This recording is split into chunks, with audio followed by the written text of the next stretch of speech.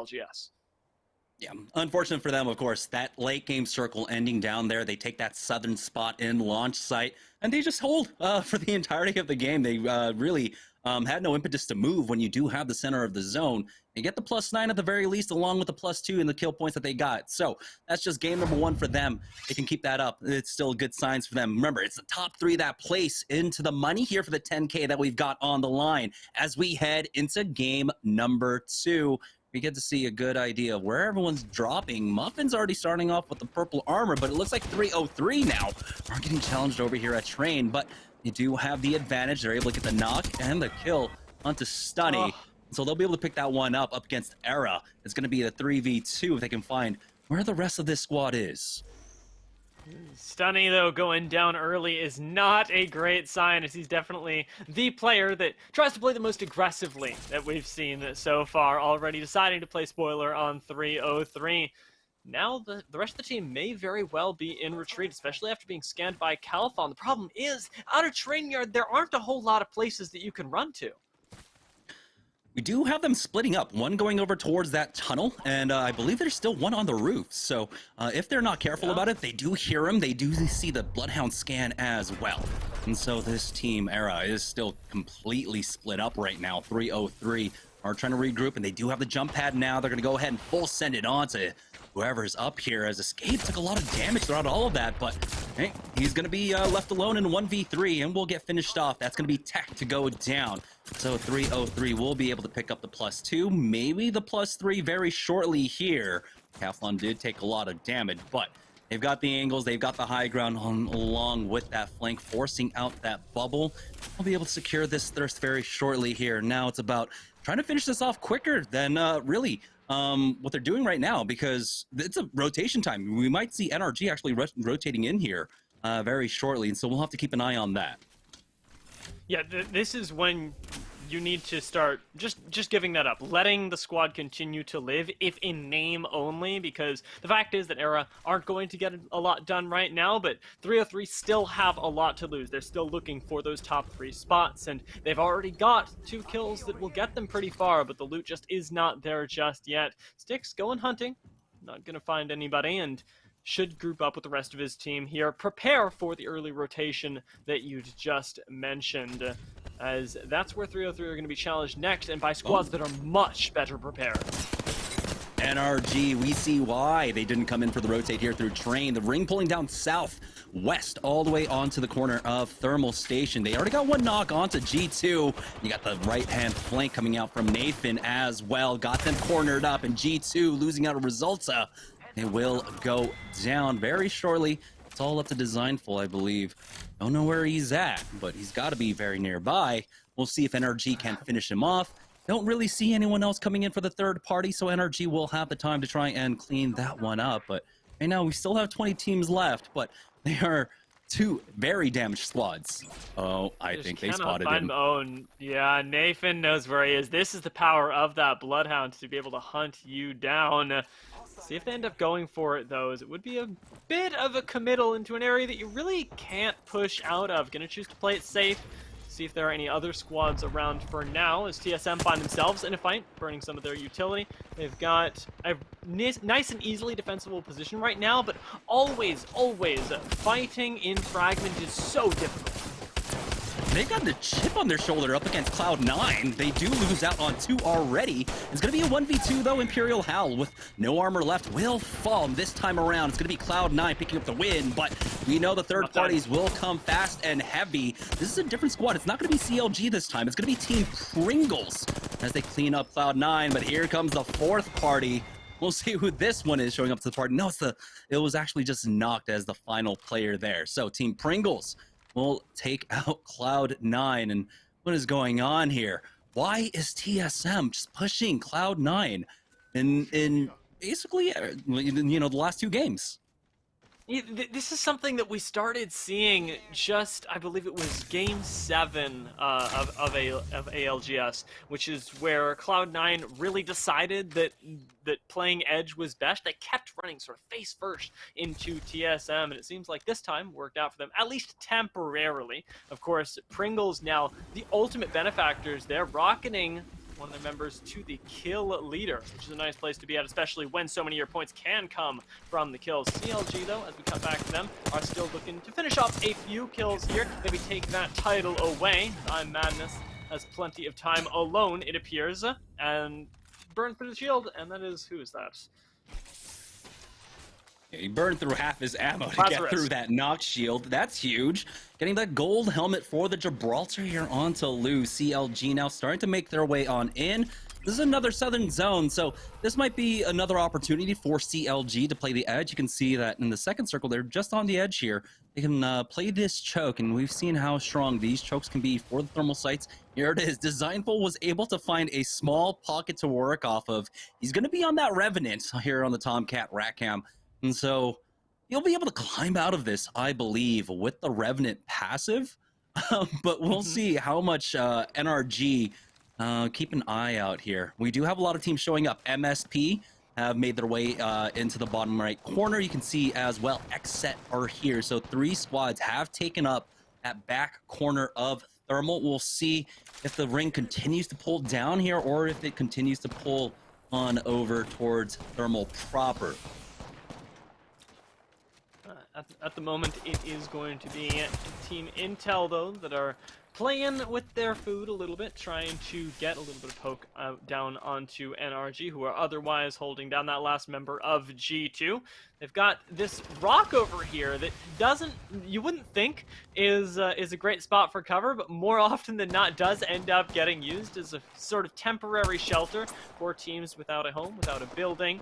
Sticks still poking his head out with that G7, just looking for that little bit of shield energy, because right now still sitting on white shields is going to make any sort of serious fight very, very difficult for this squad. And they got to look out for their backs as well, because we saw other teams rotating in, and they could get pinched very, very quickly. Yeah, I'm surprised they were able to get this position over squads like Renegades and such who are dropping over at Tree or even Team Timmy. And so I would like to see the overall map to see where everyone is right now. You can see Space Station Gaming are playing the Pipelines on the western side of Thermal Station. Very frequent ending. As you can see, Zaniles is just setting up jump pads just in case to get another one up. And there you have it. You can see there are still squads that are playing around on the edges, but it is Team Timmy that's playing the choke on the Tree side. And it looks like Farmer Lucas and company are on the other side of Tree as well. Renegades have taken position on the top of that thermal tower now as Team Razor are playing the northern choke here. Team's trying to come down from the western edge, and Team Razor will be able to hold this down for now. We have a better look at the ring. It is pulling away from that corner that we saw a lot of squads playing. And so the team that was inside the pipeline will be pretty happy to see this one. Yeah, you're going to be able to clean up a lot of kills on the rotation. Razor, I believe, staring down, I believe it was CLG at the minute, who were camped up top here, throwing down the jump pads. Right now, in a little bit of a difficult spot, we got a drone scoping out the area. I'm still waiting for G2 to go down, though. I always have hope for these last couple squads. As it is, Lonely Fans definitely having hope that they can make this push work. Do have one member pinned down there. Wonder which squad they're going up against, but grenades come out, going to force them back. Bubble comes out as well, so this is a full retreat away from Lonely Fountain. Kumsky is having none of it. The defensive bombardment has been used, though, and so they're going to try and hold the angle for now, but Lonely Fans getting very aggressive. It was Lazarus on the other side as Hundreds does go down. They'll be able to thirst him off, and of course that squad has backed away. Lonely Fans is not going to chase after this one. Too many teams in the area for them. They still have Beast of the Hunt running, though, so they can just scan up and watch their back, but just holding this high ground position can be strong for them. There's another squad inside the choke, just to the west of them as well. So they'll be able to hold this position for now. We'll see. It does look like things have slowed down quite a bit here in the second round, but we might have some more action taking place just to the west. You can see the defensive bombardment going down. Yeah, Lonely Fans definitely spot that out and want to see if they can get a push here, because they do have the Octane with the ability to quickly engage. You can see, though, Mercy picking up a kill there. in the kill feed are going to be looking for a little bit more as RNG actually find a fight of their own. Liquid maybe searching for an angle as well, as Nocturnal has a very nice spot to try and get some poke down, level up his shield to that red, finds himself a fight, and will call the rest of the team over, see if they can make the most of this, because being stuck in that truck is not a nice way to go. Yeah, they're just playing at range, though. As you can see, double purples for Team Liquid right now. Nocturnal, along with Flanker, looking to try to find some additional damage, get that red Evo for themselves. They are playing a composition that wants to get to the late game. They've got a lot of utility, and right now they're handing around the gold helmets. Nocturnal has it for the time being, as they did use that Valkyrie ultimate for their rotation here to try and cut off one squad. As we stick around over here at Hot Springs, it doesn't look like Liquid want to commit to anything. And this is a composition that you want to make it to the late game. You want to make sure that your big boys got the red armors for themselves. And so they're just going to back away from this one and slow things down just a bit. We'll see if they find any more squads in the area. Maybe if they find critical damage, they can try to go for it. But that was a big shot onto Nocturnal. And so he's going to have to turn tail, hit that Phoenix kit, slow things down just a bit. Muffins keeping an eye on the northwest side, but they should be relatively safe here. Nothing really should break out in terms of action on this side of the ring. And this is a relatively slow zone, and that's exactly feeding into what you were talking about, the sort of scaling with the comp. Although, I do want to say that the ring that they're actually pulling to isn't the best for Valkyrie Caustic, who do tend to excel in being able to rest high ground, and in the southwest part of the zone, high ground isn't nearly as ubiquitous. It's not nearly as important as we might get in, say, Lava City, where it's likely the thing that makes or breaks you the game. And so, definitely hoping that they can get the most out of that. Looks like Designful has gone on a little bit of a foray himself. Finally seeing some Revenant action, but he's going to retreat right back to where he was, hanging out here with the Revenant passive, playing for as much time as he can, looking for a few cheeky knocks. While Liquid, they make their way in. Time for this squad to test its mettle. He's only got so much to lay claim to. They do clear the LZ and are able to make it down now. As you can see the ring continuing to pull into Thermal to the western side here.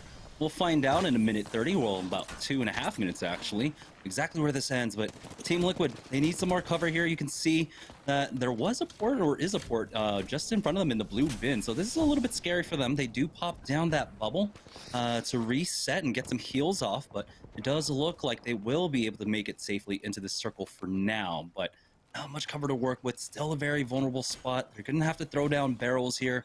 If they can, quite possibly, hand over that gold helmet to Flanker. And now they're moving their way on over to the platform. They'll play underneath here in the lava, but it looks like Team Timmy are getting pushed on the south side of Thermal. And as Timmy's been cracked, the prize gets the first knock. Lonely Fans losing out on 1 and 2.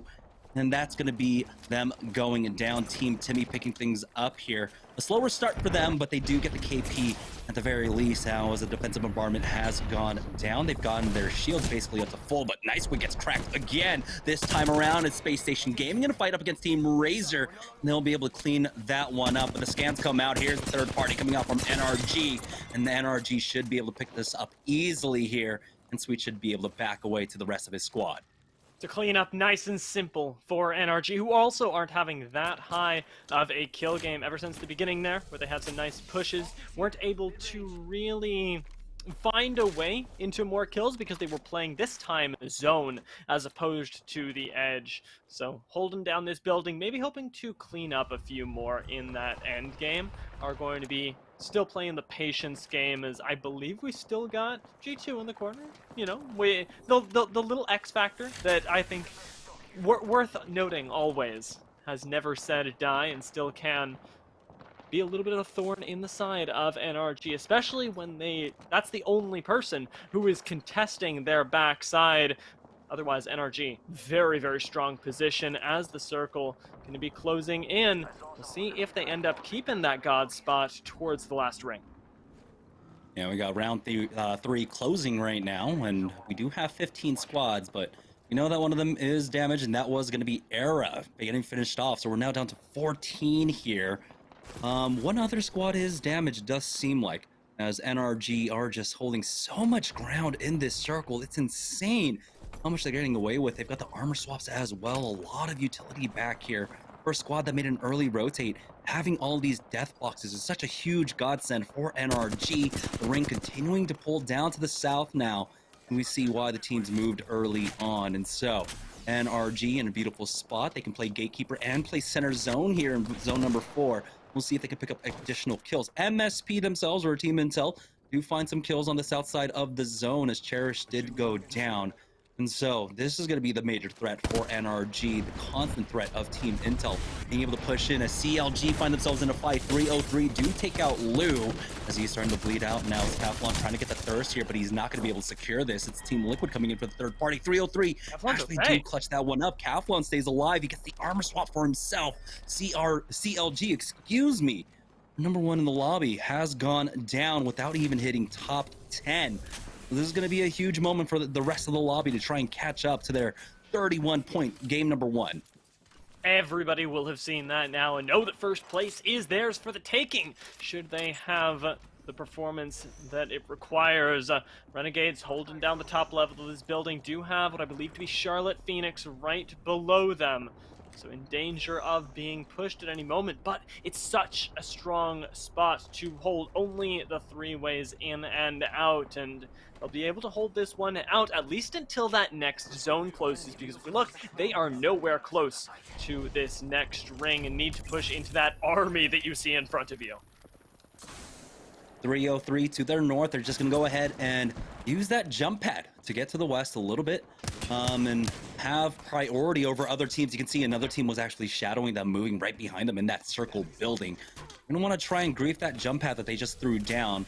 Otherwise, they'll get jumped on themselves. But with 30 seconds left to go, getting beset on all sides, RNG have to be careful on how they hold this angle as they try to walk in. Team Timmy, though, are just going to have to full commit to walking this one in now. Ring at their back. You got the defensive bombardment going down as well, as it doesn't seem like anyone's actually walking in behind them. Timmy throws down that jump pad for themselves, but do see that bubble. But here's the full push out now. Timmy with that thermite out will get one in.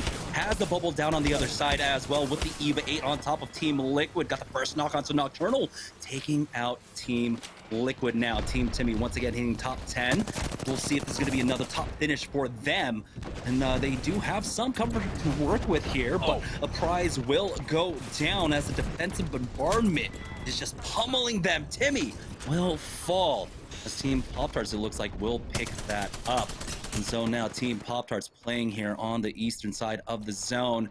Remember, they were ratting it out. Well, Impulsive Dream was in game number 1 now. Things have turned for the better for them as we are now on board with Pittsburgh Knights. You got that Kraber in the hands of Mercy only as he's trying to find the angle here. Does not get it quite yet. But they're on the northern side of the zone with a minute left to go. They've got to start focusing on trying to find a way in. They've at least managed to push Sweet out of his spot here, who is camp at the corner for RNGs, retaking a little bit of ground from one of the most dominant squads that we have in the lobby right now. That Kraber is gonna connect as Mercy gets himself a little bit more damage, even forcing a panic bubble from the squad trapped in the corner. Pittsburgh Knights in a very nice spot right now, still outside of zone, but essentially unflankable. Have these entire 22 seconds to plan out how exactly they want to make this push happen, because it's not going to be easy.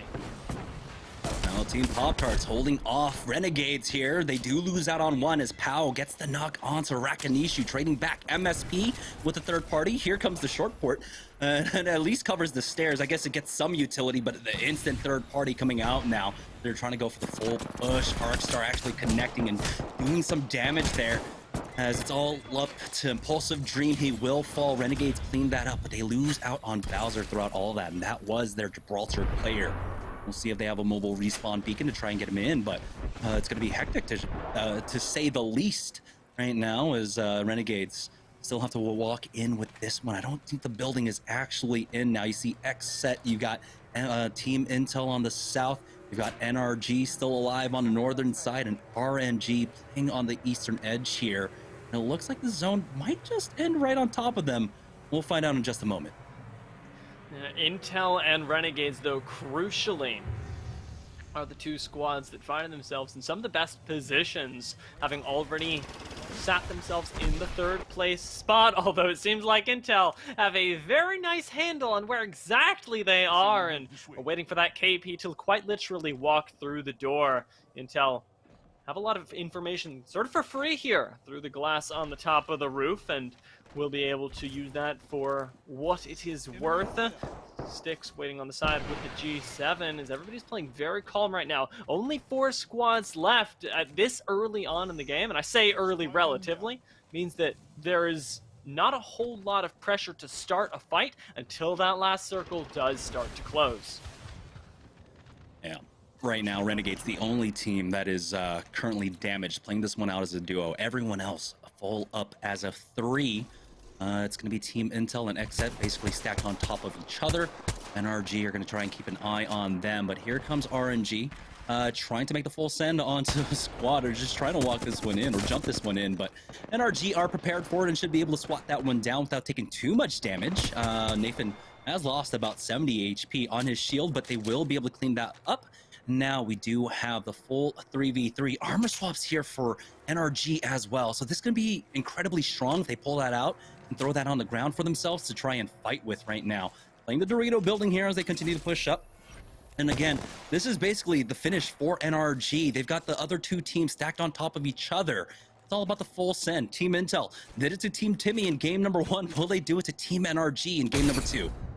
And now, oh my lord, that grenade putting out so much value as well. It's so hard to keep it together, to not push that, but it is already making it so difficult for Team Intel, the last remaining squad that is in that top 3. Bubble gets forced for the reset, and NRG know where everyone is. The defensive bombardment, not going to find any knocks, not even any damage. But as that ring closes, it is surely going to be one heck of a zone. MSP struggling for a way in right now. Trying to get the high ground is Panda, but he's going to be taken right out of the sky, with MetroGo being the last one left standing as it's coming down, right down to it. These last 3 squads, soon to be the last 2.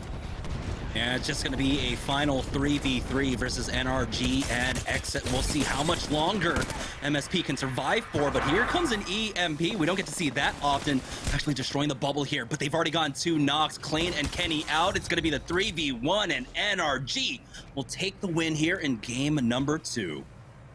And such incredible patience from them there at the end, knowing that they have the best spot in the lobby, throwing out the utility and just waiting for teams like MST to come to them. You saw them get picked off. It was incredible, the closeout that we got, and now they very well may find themselves in the top 3. Yeah, and really crucially, it was their proactiveness throughout the early game, throughout the mid game. Even though they were able to get to basically center zone early on, they found